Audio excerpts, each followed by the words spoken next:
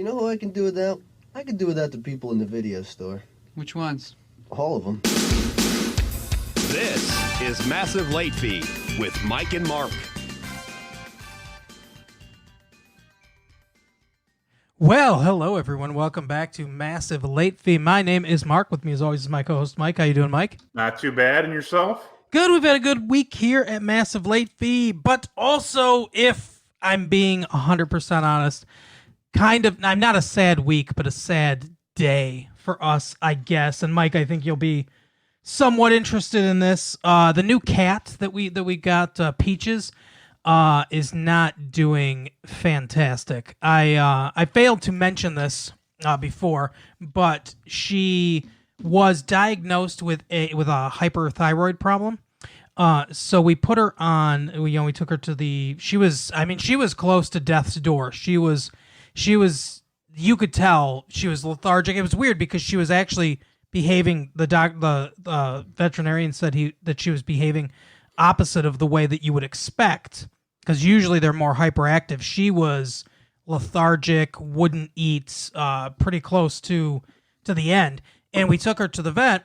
They diagnosed her, and he said, I'm worried about her kidneys because her kidney levels aren't great right now, and this medication might make it worse. But this medication is the only thing that's going to save her and bring the T3 and T4 levels down. So he gave her the medication. I had to hand feed her the medication most of the time till she started to get better, and then I was able to mix it in some food for her, and she got better. We took her back to the vet today for follow-up, blood work. And it turns out that her liver enzymes shot through the roof. Like, I think they're supposed to be, they were in like 150 or something like that, whatever, right? They're over 1,800. So not good. Apparently her liver is not tolerating this medicine very well. And there might be some underlying condition. He said, we're not sure. Because he said, you can do surgery or you can do radiation to get rid of the thyroid. But he's like, I don't know if this totally explains the numbers. So what we're supposed to do is we're going to keep her off the medicine for a week. We're going to take her back to the vet, and then he's going to do her labs again. And if it's just the medicine, then her liver is going to start to heal itself, and the numbers will have come down. And then we have to look for some kind of alternate treatment for her thyroid disorder. If the numbers don't come down, then there's something else going on. She might have some kind of like primary liver tumor or something like that. And then, we don't know exactly what's going to happen from there. So, we told the kids today we told them basically what was going on to prepare them. Bella, our 6-year-old, was, obviously probably the most distraught, I think, of all of us, or at least vocally. So it was kind of sad. I was kind of bummed out, but I'm, our cat is 13 years old. So, I mean, she has had a long, good life, obviously gotten a lot of love in the household. I'm very hopeful that we can, foster her through this and get her healthy again. We'll see what happens, but it was kind of it was an emotional day today for sure. I see. Yeah. Now that you brought this show down, what do you want to do? I was going to say, what a great fun time for some poetry by Sylvia Plath real quick. Yeah. Well, do you want to do a quick review of Harold and Maude? Do you have any like incredibly paralyzingly sad things that you want to share with us, Mike? Yeah, I just had to listen to that fucking story about your cat. I hope Peaches recovers quickly. Yeah, me too. Like I said, she'll be off the medicine, and she should hopefully, and the thing is like she doesn't seem like she's sick. We thought that like, the medicine's working and everything because she's eating. She gained a pound. She's peppy. She seems fine. But, her liver enzymes are off. So, we'll see what happens. Hopefully they come down, and then we can just figure out what the next thing that we need to do is. Hey, I thought of another fun idea, something we could review. Yeah. What about the last season of Game of Thrones? We did that already, didn't we? When it was going on. Not from the beginning, I don't think. Oh yeah, that's but now true. now a year later, I wonder if our opinions have changed on it because I really feel that it soured the previous 36 seasons. Right. Exactly. Yeah, that's like if Supernatural suddenly turns bad. If it's not already bad. I don't know. I don't watch it. My wife watches it. I started to watch that show. I wasn't really into it that much, but that show's been on forever, hasn't it? Yeah, like 19 seasons or something. I don't know.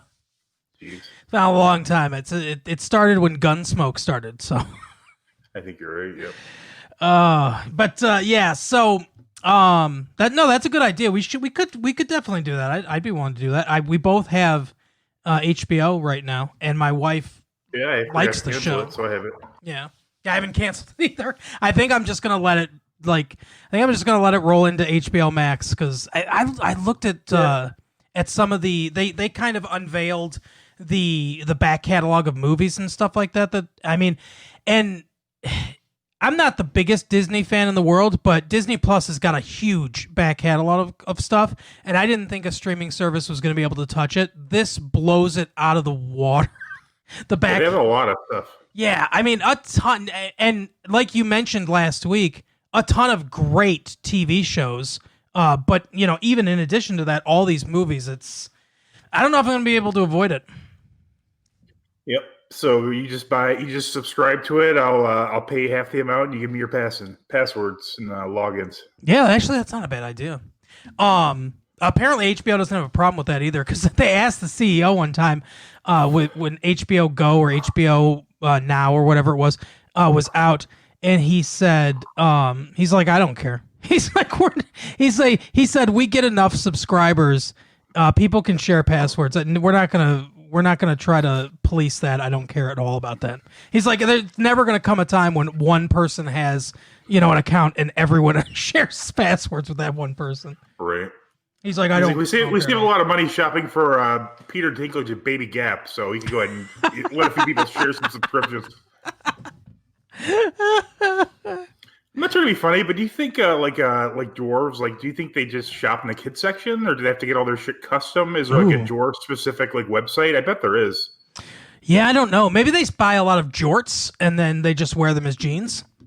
So they wait for Kevin Smith to throw out his trash. Yes, Kevin Smith's old body is the perfect it's like a dwarf in large form. It's like a dwarf on another dwarf's shoulder with a bunch of trench coats and jorts involved. Yeah, that's no offense, Kevin Smith, but he did before he lost all the weight. Did kind of have that body of like a dwarf, but tall. He's like, "Hello, I'd like one adult movie ticket, please." Oh man, can I buy some of your finest beer? Hello, I'd like 4 of your cheapest cigars. Oh, get a lottery. So you just hear a voice from below, get a lottery ticket while you're here. That was my penis talking. My penis loves Powerball. Right, if you know what I mean. That's when a lady stomps on it with her heel over high heel shoe, right? Yep. It's quite a power We all know move. these videos exist. Yeah. You need a lot of... It's an 80s thing because you need a lot of cocaine to stand up to that. You wouldn't catch me doing that. Now, we're not saying that that's Seth Meyers' sexual proclivity, but I could see if it was. I would understand if it was. I could see that. That would make logical sense to me. That Seth Meyers would be into a high-heeled woman stepping on his balls. I'm not saying that is what it is. I'm just saying that seems logical to me. Powerball. For him. Oh, my God. GNC probiotic complete complex daily need. That's your first clue in the IMDb. It's the ad that showed up on IMDb. Is this the property list from when Sylvester Stallone was booked into prison? That's correct, actually. To return to him when he was. It's actually what was it called? Roselli and Isles, Starsky and Hutch. What? Tango and Cash? Tango and Cash. There you go. What's funny is you knew what I was talking about.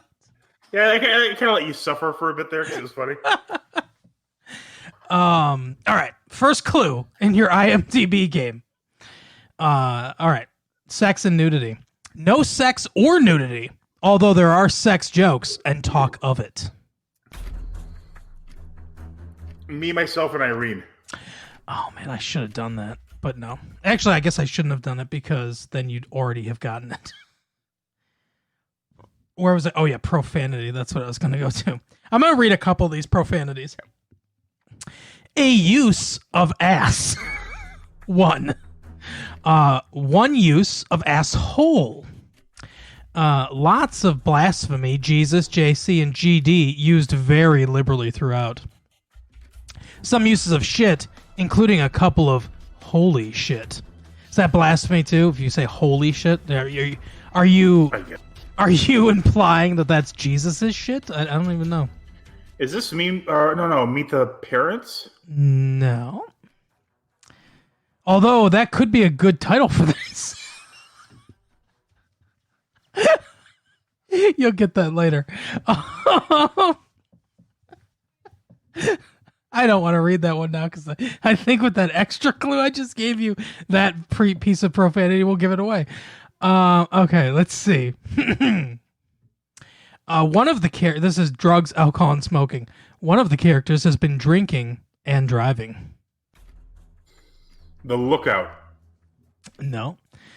Let's see. Violence and gore. Can I read any of these? I don't think so. Let's see. How about frightening and intense scenes? The appropriate rating for this movie would be PG for adult content and some violence, or PG-13 for language, sexual assault, crude / sexual references, and some violence. Well, which is it? Is it PG or PG-13? Is it Back to the Future? It is Back to the Future. Nice. Because it could be Meet the Parents. Right. So prevent your mother's rape to the future. So there are a couple very funny ones under here that I couldn't read, but the film. So this is under spoilers. The film touches a little bit on incest, with the young mother having a huge crush on her future son. Some moments of Marty's young mother, due to him going back in time, being attracted to her own future son without knowing he's her son. She had removed his pants off screen while he was unconscious after an accident and openly comes onto him. This is played for humor. She later kisses him while parked together in a car. She describes it like I was kissing my brother. She's very aggressive too, which is surprising for a lady in the 50s. Yeah, oh, absolutely. Marty's father is shown as a dick. Marty's father is shown as a window peeper in his youth. Yeah, that was kind of hilarious too. Oh man, yeah, very. And I think there's one. He claimed he was watching birds. What is he, British? Am I right? That's a very smart joke. Yeah, he that line should have come accompanied with a Benny Hill type chase. He falls from the tree and he's like, "I was watching birds," and then a British Bobby with a rolling pin or whatever starts running. Yeah, right. A rolling pin? I don't think that's it. Well, whatever. You know, just like a baton. A billy club. Let's see. The another one that I wanted to read was under violence and gore, where it says, let's see. I think this is under spoilers too. Oh wait, no. Terrorists arrive and shoot and kill Doc. Spoilers. They attempt to kill Marty too, but fail to do so. Later it is revealed that their bus ran into a film booth and they are both presumably killed. But they talk about the sexual assault in here somewhere, and I don't remember exactly where it was. Maybe it was under sex. But I don't care enough to look it up. But they're like, yeah, he sexually assaults her, and that might be disturbing to people. Could be. Do you think that Marty's mom, Lorraine Bates McFly, What, Lorraine? What? Do you think that she has like a danger slut? What? Like she's turned on by violence. I don't know about that. Because, he gets hit by a car and she's turned on by that. She is about to get raped and then she kisses George for saving her. Yeah, I don't know. Maybe she likes the excitement. Oh, all right. You got a movie for me? Oh, have I got a movie for you? All right. I'm pretty sure you've seen this. If not, I'd be surprised. Ruthless People. Sexual joking and sexually based insults traded by characters, including a joke about prison rape.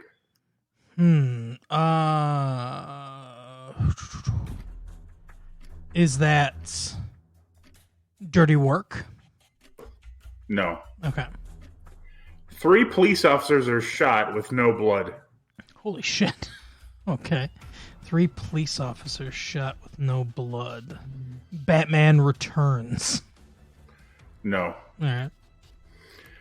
It is revealed that one character has been killed by the police, but his death is off screen.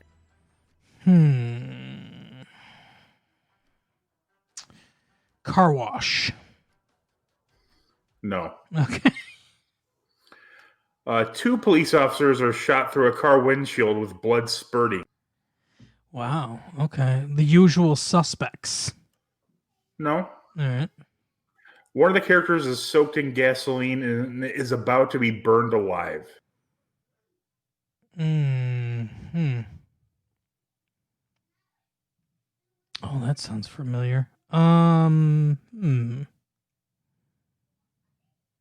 Jack the Bear? No. Almost all of the characters smoke cigarettes and drink alcohol. Is it the new movie Twins 2, aka Triplets? No. This might help. 272 uses of fuck, 16 uses of shit, 7 uses of goddamn, 4 uses of bastard, 11 uses of hell, 8 uses of piss, 6 uses of the hard N-word. I think that's a big clue. Yeah. 1 use of cocksucker, several uses of bitch and dick. As soon as you said all the fucks, I was just waiting for the N-word because I was like, oh, it's a Tarantino movie. And I was pretty sure with gasoline, I was like, okay, yeah, it's Reservoir Dogs. Yep, it's Reservoir Dogs. Nice. Oh, I needed that win.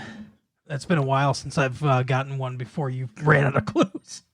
And who did the voice on the radio in Reservoir Dogs? Was it Dan? No, it was Steven Wright.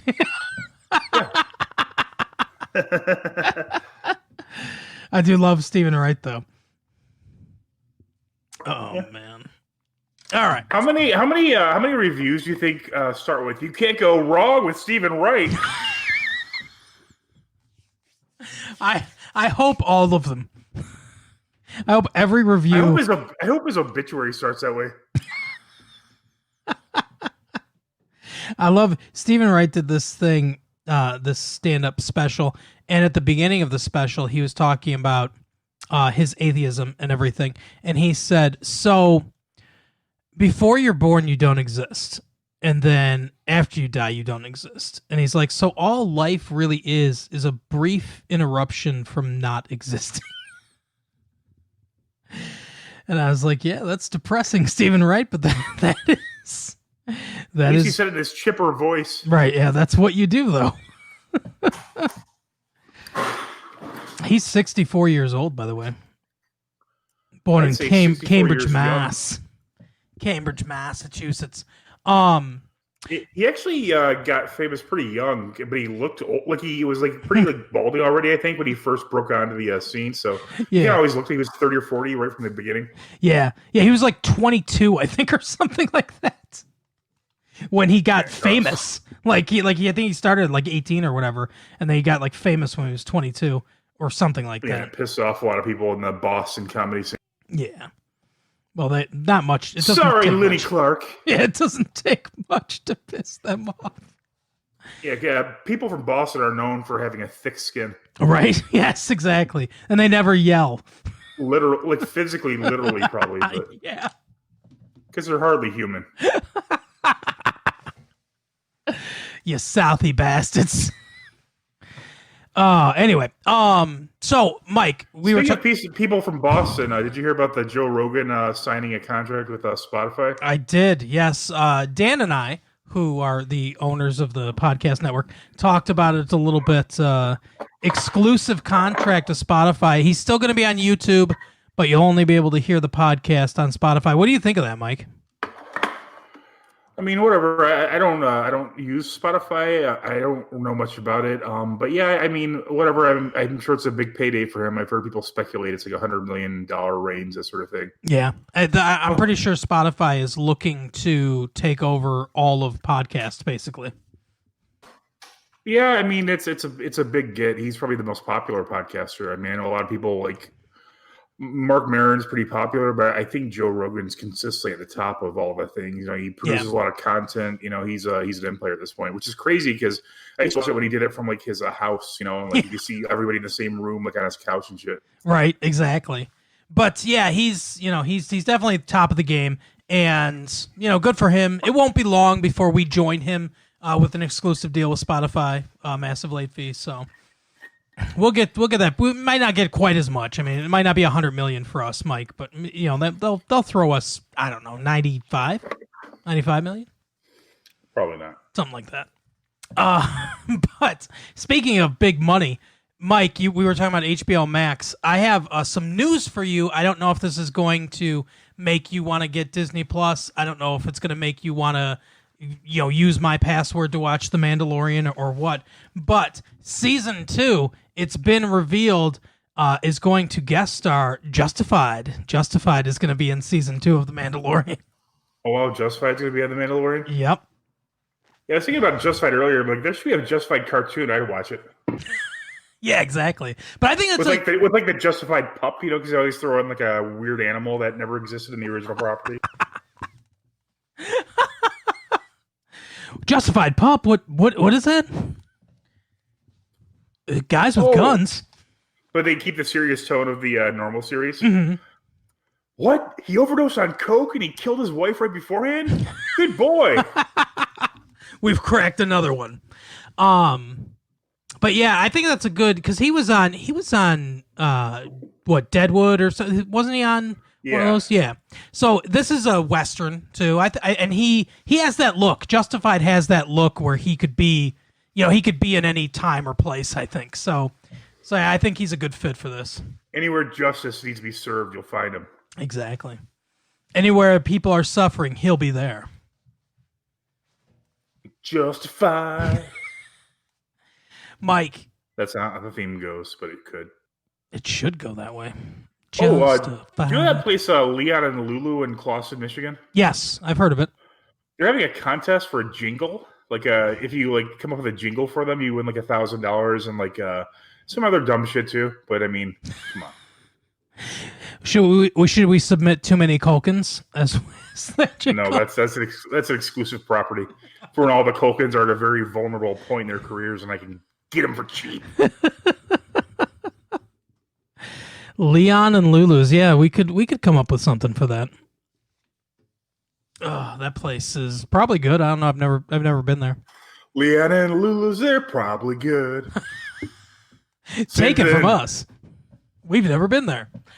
Take it from us. We've never been there, and except for when it was a roller rink. Yeah, exactly. When it was a roller rink, they had some good pizza. They used to have good pizza. I was talking about this to my wife today. When I was younger, so much younger than today, I never needed anybody's help in any. No, I went to the movie theater by myself one night to see something terrible. I don't remember what it was, but it wasn't a good movie. And I was one of the only people in the theater.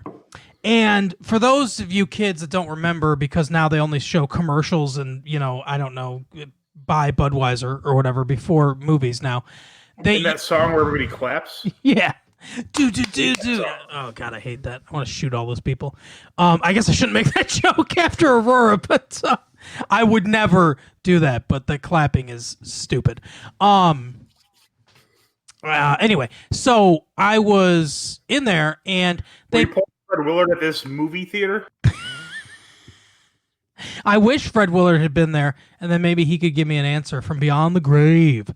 But they used to have these announcers and be like, hey, here's what's going on local scene and stuff like that. And this guy was like, we're going to play a song now from some up-and-coming artist. And for years, I thought it was probably Taylor Swift because she started super young. But I don't think it was. I haven't listened to enough of her music to really say it wasn't, but I don't think it was. But they played this song, and it was a young girl singing a country-style song.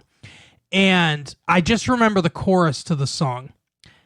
I've tried looking it up on Google for many years, and I've never found it anywhere. And I don't know if I dreamed it or what, but I want to write this song with this chorus in it, produce it, publish it, and then wait to be sued so I can find out where this fucking song came from. But the only thing I remember is the chorus goes, enjoy being a kid so that you don't regret what you never did. So if you know that song, or if you wrote that song and you're listening to this, please write to massivelatefee@gmail.com and tell me, because it's been 20 years and I want to know where this fucking song came from. Mike, was it you?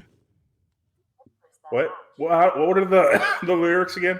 Enjoy being a kid so that you don't regret what you never did. I don't know. Yeah. I've Googled it. I can't find it. It's annoying. What else has been going on with you this week? No one died this week. Well, many people died because of coronavirus, which I guess we should probably stop mentioning all the time. People use this as an escape, and we just keep talking about sheltering in place. But no celebrities died. No one important died. A bunch of people that mean nothing died. But no important celebrity. Not our lords and saviors, celebrities. None of them died this week. And you see any interesting stories? No, not really. I've been I watched the new Patton Oswalt comedy special. I watched most of it. It was okay. It wasn't great. Mm-hmm. Yep, that's Patton Oswalt.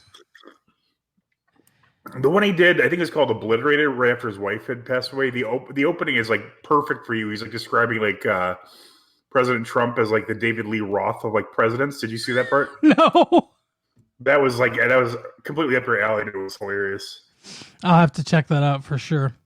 Yeah, I haven't seen a lot of news. I heard that movie, the Christopher Nolan movie Tenet, is coming to. It's about David Tennant. It's not. It's a Doctor Who movie. No, it's basically it's coming to movie theaters in July, I think, and. Basically, from what I've heard, it's the canary in the coal mine as far as movies go. Some industry insider or whatever said, yeah, if Tenet doesn't come out or if it doesn't do well, then there's going to be no movies in the theater until Christmas. The movie industry will just pack up. Well, just stop having movie theaters. Just go straight to video. We don't need them anymore. Yep, I agree. I've watched a couple movies that were supposed to come out into theaters on video on demand, and it's the best. It's great. Hasn't Netflix and Hulu both proven that even Amazon, prove that you don't need a movie theater to, make expensive movies that people like? Exactly. Yeah. And they also made The Irishman. Right. Especially which I liked, but I feel that a lot of people don't care for it. I like it too. A lot of people, I think, just complain it's too long. But I liked it. I thought it was a good movie. We both gave it a good review when we talked about it. Yeah. Speaking of Netflix movies, though, I watched one. I watched The Wrong Missy. I also watched The Wrong Missy. What did you think? Well, first of all, I thought the entire movie that the female lead was Chelsea Peretti. I guess it's not. No, it's not Delinda DeLine. All my Las Vegas fans out there know who I'm talking about there. Jeez, that sounded like a pig Latin name. Delinda Deline. That's what's her name's son. Molly Sims is her real name. But yeah, what's her name? Lauren. Molly Sims. What the fuck? That's her name, Molly Sims. That's the. No, I know who that. I've heard the name, but I haven't heard the name in quite some time. Yeah. Well, that's the supposed whatever. Like the. I don't know. Is that who the Right Missy was? Yes, correct. That's the Right Missy, I guess. Lauren Lapkus. That's her name. Isn't that Andy Kaufman's character's daughter from Taxi? Yes, that's right. You got that. It is. Wait, what was the name of that short guy in Taxi? Oh, what was his name? Oh, that's going to drive me crazy. Oh, yeah, Danny DeVito. Riga. No, it was Louis something. I don't know what. Louis De Palma. Riga, get your butt in here. Well, her real name, by the way, is Dorothea. Do you know her name is Dorothea Lauren Allegra Lapkus. What? That's her full name. Dorothea Lauren Allegra Lapkus. She's named after an allergy pill? Yes. Does she not look like Chelsea Peretti? Am I way off on this? No, she does. She does look like Chelsea Peretti a little bit. But she's so I frequent a YouTube channel. I was gonna say something else entirely. I frequent a local rest homosexual area? a rest stop. No, I frequent a YouTube channel. And it's also a podcast network, but don't tell Mike that I listen to other podcasts. Is this those Australian Planet Aussie guys? No, it's called Headgum. For those of you who might be familiar with College Humor, which is the British version of College Humor, right. you might be aware of a pair of... a lot of jokes about the A-level exams. Yeah. You might be aware. He only got a B-level in chemistry. And the crowd just laughs. Catch the British version of the Big Bang Theory. The Big Bang Theorem.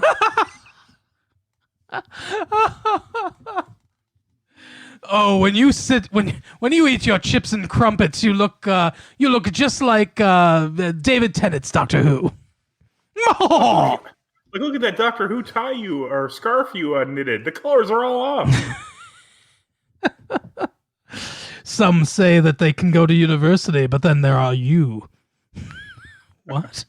But anyway, so it's Jake and Amir from College Humor. They created a podcast network and a YouTube channel called Headgum.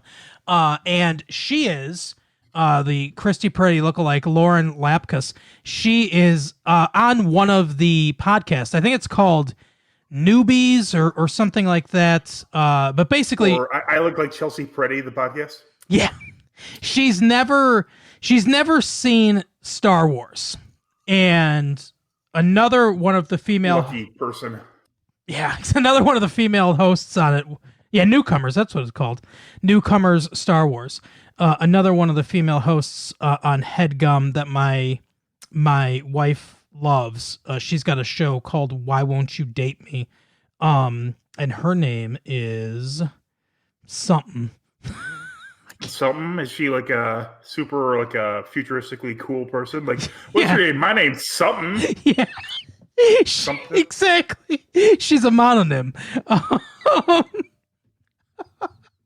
She's just. Did you ever watch that? Just called something. Hey, and I'm your host, something. Nicole Byer is her name. Oh, I've heard that name before. Oh my god! She also does that one show, the cooking show. Hey, any other show? You're an amateur. You're an amateur cook. Did you fuck up that cake? We'll see. I think that's what it's called. Something. I think that's starring something. I think that's what it's called. Oh my god. Oh, that makes sense. So anyway, yeah, her name's Lauren Lapkus. She was on The Big Bang Theory, by the way. She She was one of the guy that owns the comic book store, his girlfriend. I have no idea. I don't know the first thing about the Big Bang Theory. Well, in the beginning, there was just like a singularity. And then, I don't think that's how that works. It's like when Captain America Civil War came out and all the jokes on every fucking movie review site ever were, we're going to talk about Civil War now. So the American Civil War. Hilarious, guys. All of you. The Weekly Planet did that, by the way. And I looked down at them for it. But this movie is called The Wrong Missy, and it stars David Spade as Tim Morris, and then Lauren Lampkus as just Melissa, I guess. And then Molly Sims is also named Melissa, and then you got a little sprinkling of Sarah Chalk in there. You got some chalk dust in there. Yeah, I don't remember who she was in this movie. She was his ex-fiancée. That was Sarah Chalk? She does not look like herself anymore. Yeah. That's Becky. Becky too. Hollywood. She's drinking that Hollywood water. She's got that glow now.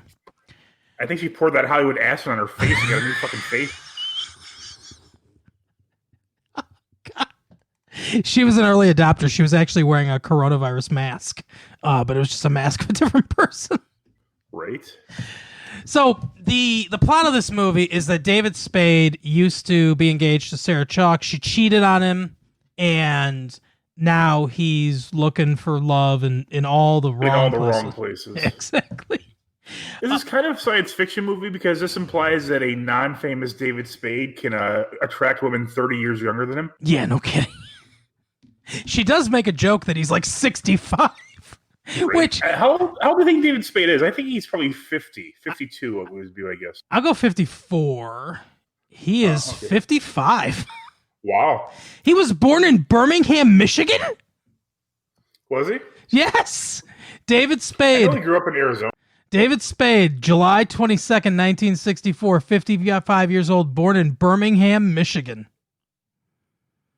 Well, good for him. Congrats. Oh, Kate Spade's his sister. I didn't even know that. Not anymore. Oh, sister-in-law. Sorry. Kate Spade is his sister-in-law. Not anymore. Yep. And then Andrew Spade is his brother. It just says born Michigan. He's an entrepreneur. Anyway, so I wonder if his brother has got a bigger fortune than him since he's involved in the fashion industry. I don't know because I don't know who he is. Oh yeah, Kate Spade's a fashion person too. Yeah, the right? fact that exactly. I've heard the name Kate Spade for like I don't know what they make, like purses maybe. Maybe I don't know. But the fact that I know the name probably implies they're extremely huge. Isn't she dead? She killed herself. Oh God. Or was Hollywood star whacked? Well, then now your not anymore joke makes a lot more sense. Yeah, I would think so. Oh yeah, that happened not too long ago, right? That was like a year ago. A couple of years ago, maybe. Yeah.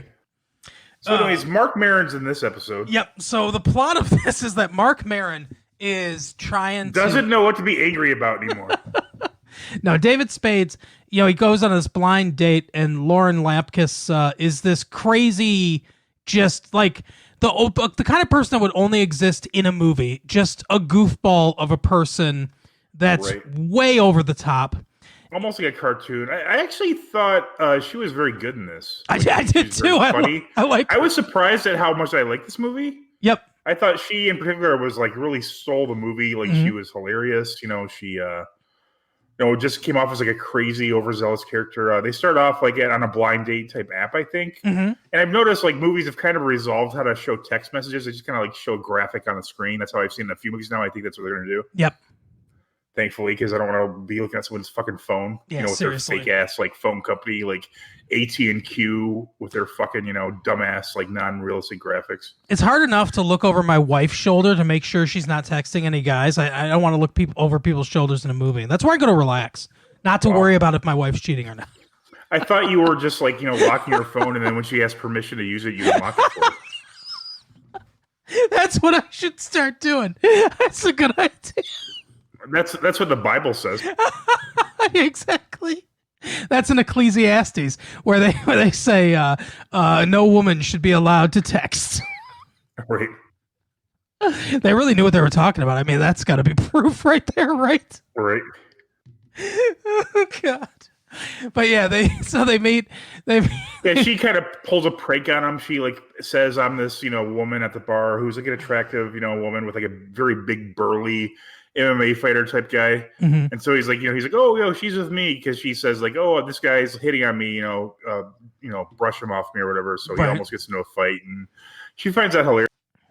Yeah, and it turns out that she's an expert in many different things because she takes a lot of classes. This ain't called classes. But so David Spade tries to get away from her, goes into the bathroom, ends up falling out of the window and like dislocating his ankle, which she then snaps back into place because she's Mel Gibson style from Lethal Weapon. Exactly, because she's learned about how to do that stuff. So then 3 months passes by, and we see another one of like the people, at least in some scenes, who stole several scenes in this movie for me, Nick Swartzen. Yeah, Nick Swartzen, I guess he put on weight for the role? Yeah, I think so. Which proves dedication. Yeah. He was like, wait. I need to tweet him that, like props to Nick Swartzen for gaining a lot of weight for the role in The Wrong Missy. My character is an HR rep, and they mostly just sit around all day, so... And you know how they like to eat a lot. Yeah, so it wouldn't be realistic if I came in thin to this movie. Like, no, I'm sorry. This is The Wrong Missy, not Raging Bull. Can you imagine the Raging Bull remake with Nick Swartzen? Oh my God. He gets punched. I farted. But basically, he's like, Spade, you got to, because he just calls him Spade. That's what she's trying. He's like, Spade, you got to get back in the game and everything. Here's a picture of Sarah Chalk. She cheated on you. We're going to establish that. And still works with them. Yeah, exactly. Oh, and there's a big promotion coming up. So this is a Adam Sandler movie. Because the dad from Grounded for Life buys the company. Yeah, exactly.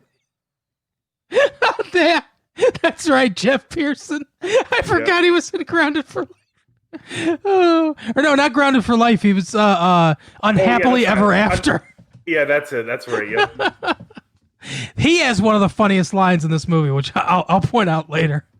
But anyway, so it's an Adam Sandler movie, so you know it's going to be on location. They're going to Hawaii. So yes, they always go to Hawaii in these movies. David Spade gets paid, whatever, $5 million or something like that to take a Hawaiian vacation.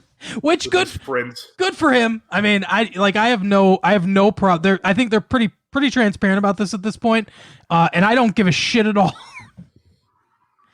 But anyway, so he runs into Molly Sims at the airport, who is inexplicably both attracted to him and has it's like they're the same person. They're reading the same book. They have the same bag. They both don't like to drink. Yeah, they mix their bags up, which is how they meet. Right. It's a meet cute moment. Then they make out in the fucking janitor's closet. Yeah, in the janitor's closet for a little bit. And then by the way, you always say like you saw this joke getting up in the morning and everything. I saw this joke ejaculate out of its father's penis. Jeez. And enter its mother's birth canal, searching for the egg. Slower. Because they both happen to be named Melissa. So when he starts texting one of them and saying like, "Hey, I want to text you and all this stuff. I didn't want to wait or whatever." And she starts texting back. She's aggressively coming on to David Spade, who's not the famous David Spade that is in reality. Just some guy who looks like David Spade, but just works normal. Yeah, exactly. She's like, "Show me that dick," and stuff like that. So, are your pubes carved into a spade? I feel that if I was David Spade, I would try and make that happen. Yeah. Oh, for sure. With the manscaper, of course. Yep, exactly. Not that fucking man groomer. Nope. Go to manscaped.com. Who would ever mistake the two? Tell them that Massive Late Fee sent you. Maybe they'll give us some more money. Calls. But anyway, so he says, hey, let's go to Hawaii together. Just meet me on the plane. I won't pick you up or anything. No reason for us to go together. He just met this woman and like made out with her in a broom closet. So he's like, yeah, I'll ask her to go on a vacation with me. And sure, she says yes. Yep. So just meet me on the plane. I'm not going to confirm or deny that it's you. And she does meet him on the plane. And guess what? It's Lauren Lapkus. And speaking of Lapkus, her hand is in his Lapkus after he falls asleep. And she gives him quite the aggressive, tug job. By the way, call it an old-fashioned. By the way, Jorge Garcia is from Lost is on the plane, and they did not at any point make a Lost reference or joke. I don't know if I was disappointed by that or happy. Relieved. Yeah, I don't know. I can't figure it out. I think you'd probably rather not bring up Lost. Yeah, that's true. But anyway, so the plot of the movie is basically, he's got to try to win over his boss. She's crazy. He's buttoned down. It's like a sitcom premise, basically. But like you said, it's surprisingly funny and watchable. And there's some like fresh ideas that you don't really see. Like at one point, there's an almost threesome between Sarah Chalk and Chelsea Peretti and David Spade and Mark Maron. Yep. And then it's like, kind of funny because they keep like actually like crack her in the head and that kind of stuff. At one point, she just kind of gets the message. She's like, "Okay, see ya," and she leaves. So I'm gonna go hang out with Dan Cortez or whatever I do. Yeah, but Jeff Pearson. So she, Lauren Lapkus, Melissa. He's talking to Mr. Floppy, his personality. Dark side id that takes form of a bunny played by Bobcat Goldthwait. Exactly, and Nikki Cox, also by the way from Las Vegas, is in this. She's not, but anyway, so she hypnotizes him to think that this Tim dude is his nana, I guess, and they do this. They have a talent show for some reason. And they do shadow dancing, and they're kind of fucking it up in the middle. And at one point, someone gets dropped, and the whole time he's like, "That's brilliant! I love this guy. This is all great and everything." And someone gets dropped, and he just stands up and he goes, "That's part of it, though. They meant to." It's just the way he screams. That's part of it, though. Yeah, I like Jeff Pearson. He's pretty funny. I was like, "Oh my god, that's fucking hilarious." I feel like he's like one of those actors that kind of slips in the background. You never really know. Yeah. But I actually laughed out loud at that part. I was like, "Oh my god, that's funny as shit." So in the end, it turns out that the wrong Missy was really the right Missy. Aww. All along. I guess he and Molly Sims realize that liking exactly everything the same isn't all that fun. He doesn't want to be this button-down business executive. He quits his job, then he says he's going to travel. How the fuck that works? I don't know. Yeah, I don't know. How much money did he make in that? He is an itinerant, homeless person. He's when it's warm, he goes to Florida, when it's, Right. Oh, nice. Vanilla Ice makes a cameo at the end. He's David Spade. He breaks up with her, and they're upset, whatever. But he tries to get back with her, and he makes the same joke, but the person he's implying is him is actually Vanilla Ice, and then she gets all excited. She's like, "Oh, are we gonna fuck tonight?" Yeah. She's really into Vanilla Ice, I guess. Yeah. Well, it is vanilla or vanilla. Yeah. But anyway, but yeah, so the setup of it, the plot of it is pretty simple and straightforward, and a lot of stuff that we've seen before, but the thing that I think, takes it to a different level is, one, like you said, Mike, there are some interesting ideas in this. And two, Lauren Lapkus is fucking amazing. She's David Spade is good as a straight man in this too, don't get me wrong. And Rob Schneider is also in the movie. Yeah, I was going to say that's the most unfunny part of the movie is Rob Schneider just being Rob Schneider in the background, putting stuff on Rob Schneider is random foreign accent man. Exactly. With no fingers for whatever reason. Yeah, it's just... Maybe they were too far up Adam Sandler's ass to make an appearance in this movie. At this point, it's just the blood oath that Adam Sandler and Rob Schneider have that he has to appear in every movie. and it's really you know how satisfying M. Night Shyamalan cameos are in M. Night Shyamalan's movies. Right. That's how satisfying this is. It's like the later Alfred Hitchcock movies. You just want it to be over with because you know it's going to be there at some point. Just show up at the beginning and be done. Yep, Lifeboat, we get it. Wouldn't it be maddening if you were looking for Alfred Hitchcock's cameo, but you missed it? So the whole rest of the movie you're looking for, that would suck. And you're distracted by a high quality movie. Oh man, I think his most obvious cameo is probably in The Birds. Yes, oh for sure. Yeah, he plays one of the birds. No, actually, he psychologically tortured Tippi Hedren during that movie. Exactly, and then blackballed her because she didn't want to kiss him or whatever. Allegedly, yeah. Tippi Hedren, that's Melanie Griffin's mom, right? Yeah. yeah. Do you think in England instead of Me Too they have myself as well? Us also. But it's a comma. Hashtag us, comma, also. Right. Yeah, very proper over there.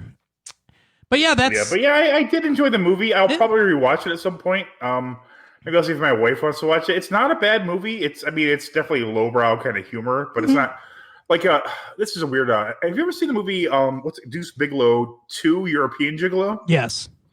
There are some very funny parts in that movie, but then it just goes ridiculous at some points. Like there's one of the women he's dating has a penis for a nose, and it's like jizzing and shit like that. Yeah. But Eddie Griffin's funny in it. Norm Macdonald is hilarious in it. There's some very funny parts, but it just it takes dumb humor too far at some points. Yeah. This movie isn't quite that bad as far as that goes. Again, the actress Lauren Lumpkins, or I don't know, Lauren Lumpy Cell Carcinoma. Oh Lord! But she's very good. David Spade is very good too. Yep. I mean, they have the guy who plays the. He might actually have something weird going on with his eye. You know, the guy who's in The Waterboy, who's yes, he's not the coach guy, but the football player guy. Yep. One of the Adam Sandler players, but yeah. Yeah. There's a few Adam Sandler regulars in here, and here's the thing that pleasantly surprised me about this: Adam Sandler movies tend to have a lot of scatological humor. A lot of potty humor. They make fun of, foreign people and stuff like that, or people who are different from, Adam Sandler. And there wasn't. Do you think he thought he could get away with it? Adam Sandler would use the N-word in his movie, like a comedy Tarantino, maybe. Look if he thought he could get away with it. Maybe he would. I don't know.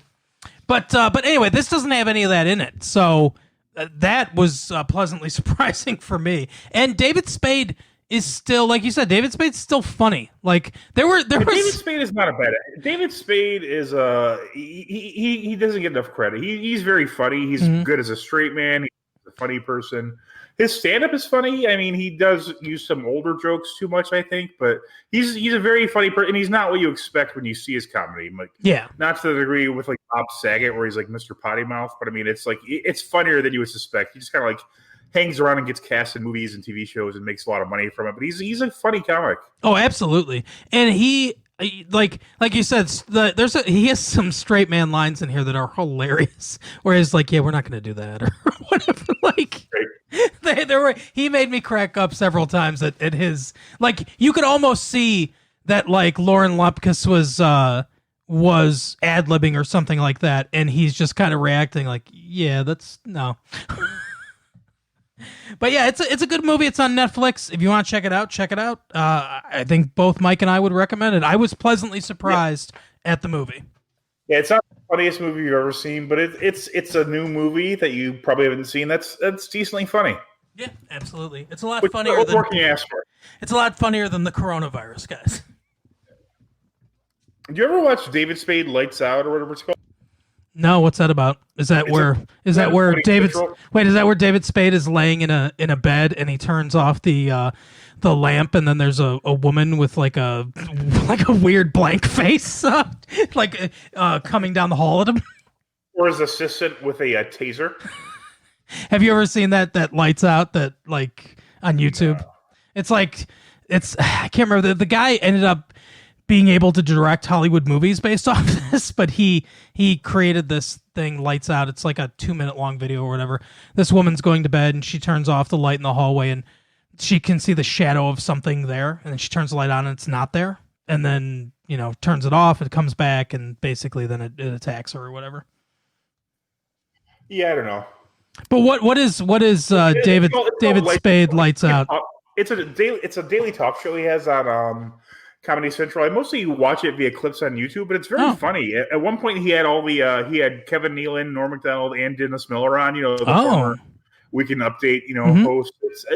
I like the show. I think it's pretty good. He's funny on it, and that's a really good showcase for his style of humor and that sort of thing. Yeah, I will definitely check that out. Yeah, just check it out via YouTube clips at first, and then you'll probably like it. So it's I don't know what they're doing now with the Corona and all that stuff, but who knows? YouTube clips at first, and then I'll gradually graduate to mainlining it. Right? Yeah, then you'll be in the audience, and then you'll be outside his house, ready to comb his hair for him. I'll boil it down and just right into the veins.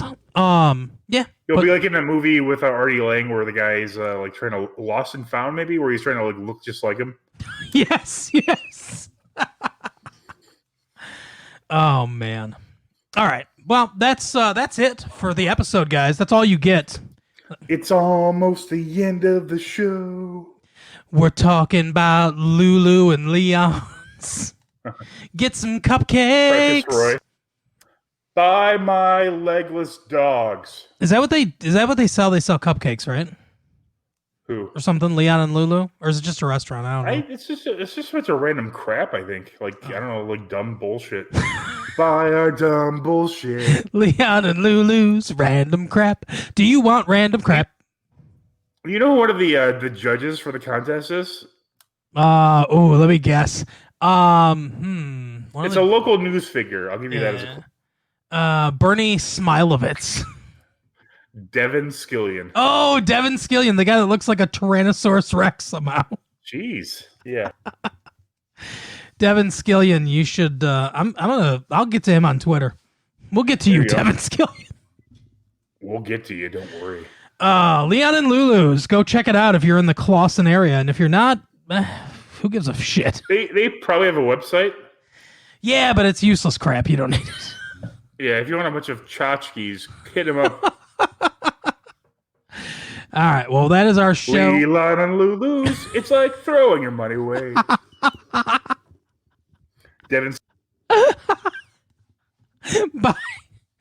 Leon and Lulu's, buy something for 6 months, and then when your parents die, throw it in the garbage. That's basically. Don't think too hard about this purchase. That's basically what it is. All right. Anyway, that's our show for the week. We will see you next time. Our store smells like roller skates. You think you get that smell out? Fuck no. Oh man. You go in and you look on the floor. You start to floor shop there at Leon and Lulu's, and then all skate.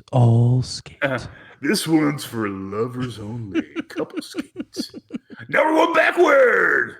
Oh my god. All right. Well, we will see you next time. Bye. See you next time, Leon and Lulu's.